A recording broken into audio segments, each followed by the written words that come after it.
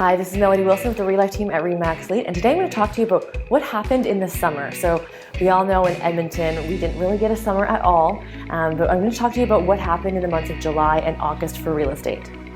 So in the month of July, we saw inventory, which is active listings, increase from the month of June, but in August we saw the inventory go down, and it actually went down further than June.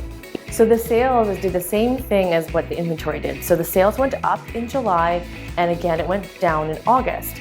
Now in August it went down lower than also the month of June. This is quite normal, we see this every year. The month of August is always a lot quieter, and people are on vacation, last minute. A lot of people this year tried to get away to actually get summer this year before school started. The average days on market is kind of an interesting thing that happened in July. So even though the sales went up, the average days on market took a little bit longer, just an extra week. And for the month of August, the average days on market went down, even though the sales went down. So what does that mean? Why did the average days go down even when the sales went down? So what it means is the things that were for sale actually sold faster. So what is also really important as a listing, if you're priced right and you're good to go, you're gonna move faster because there's a lot of inventory that's still not what buyers are looking for. Maybe the price is too high, maybe it needs too much work. So it's all part and parcel of what's been going on in the real estate market this whole year. So as it's a buyer's market, we've been hearing over and over again, one thing that's really interesting is the average price has actually gone up month over month for the last 3 months. So that's really interesting, that even though it's a buyer's market, it might take longer to sell, might have less sales in general, the prices of the homes are starting to rise.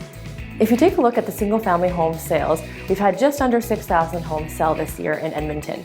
But if you take a look at the condo market continues to be soft, and just under 2,500 homes have sold, which is significantly different if you take a look at the two markets.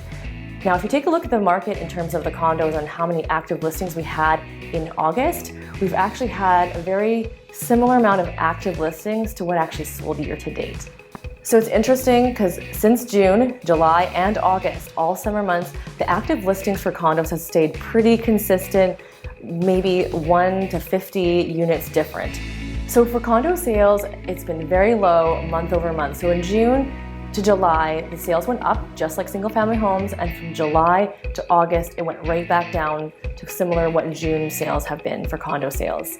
So the average days on market for condos has gone up, and it hasn't gone back down in August. So in July, it went up by a week, and in August, it stayed pretty much the same. The average days on market for condos is quite high, and this is a general market stat, but if you take a look at specific units, sometimes they take a really long time unless you're really aggressively priced. What we're finding too is even aggressively priced condos still don't get much action because you're competing against so many properties. And if you take a look at the difference between the solds and the actives, your odds of selling is very, very low. So what does that mean for you? If you own a condo, best to stay in there. If you're needing to change because of life circumstances or whatever, if you can use your condo as a rental property, that would be best so you can kind of mitigate your losses.